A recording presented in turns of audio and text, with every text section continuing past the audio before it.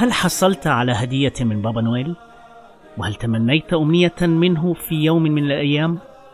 هل تشعر بالسعادة عندما ترى شخصا يلبس ملابسه أو تشاهد فيلما من أفلامه؟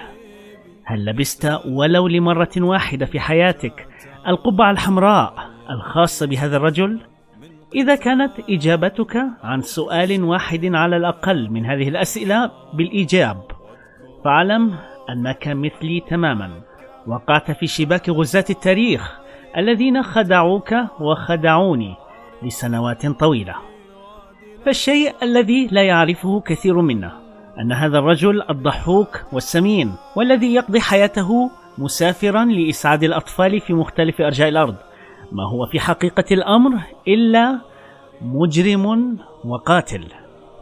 فبابا نويل، ومعناه بالفرنسية أبو الأعياد، هو اللقب الذي أطلق على نيكولاس أسقف ميرا الواقعة في جنوب تركيا حاليا، والذي خلعت عليه الكنيسة بعد ذلك لقب قديس سانت نيكولاس أو سانتا كلوز اختصارا. هذا الأسقف كان من قادة الأساقفة الداعين إلى بدعة تأليه المسيح، وشارك في مجمع نيقية الشهير الذي تحدثنا عنه في الحلقة الماضية. هذا الرجل الذي يصور للأطفال كأنه رجل ودود قام في ذلك المجمع بالاعتداء بالضرب على القسيس آريوس بطريقة همجية أثناء عرض آريوس لأدلته حول وحدانية الله. وبدلا من المناقشة المتحضرة، تهجم نيكولاس بكل سفالة على آريوس، الأمر الذي دفع بالحاضرين إلى طرده من المجمع، وتم سجنه بعد ذلك قبل أن يخرج بعد أحداث مجمع نيقية التي فصلناها أيضا في الحلقة الماضية، يمارس إرهابه ضد المسيحيين الموحدين ويدمر الكنائس الموحدة في المقاطعة التي كان هو أسقفا عليها. وطبعا لإخفاء هذه الحقائق المخيفة عن المسيحيين، قررت الكنيسة لاحقا خلق صورة مزورة عن قديسها المزيف لخداع المسيحيين منذ نعومة أظافرهم، لكي ينشأوا على حب هذا الأسقف الذي حرف دين المسيح الأصلي. فقامت الكنيسة بسرقة شخصية أسطورية موجودة في التراث الإسكندنافي لإله وثني يتمثل برجل أبيض اللحية اسمه أودين، كان يطير حسب الأسطورة بمركبته في الشتاء ليوزع الهدايا يوم 25 من شهر ديسمبر.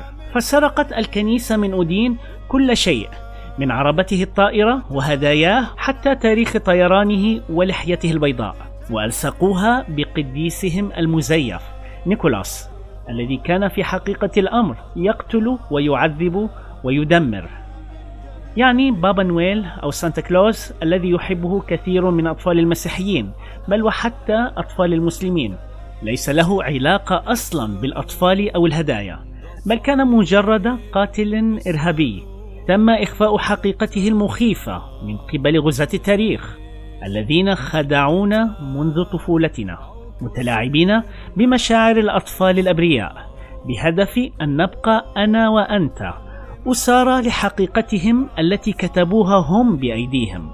فاستخدموا لتحقيق ذلك الهدف وسائل رخيصة في بعضها ودنيئة في بعضها، أما في أغلبها فقد كانت وسائل قذرة. مرحبا بكم، هذا جهاد الترباني يحييكم في الحلقة 22 من برنامج العظماء 100، وفيها نستكمل بقية الحكاية التي أريد لها أن تبقى مخفية عن البشرية، حكاية الأريسيين، حكاية أتباع المسيح الحقيقيين،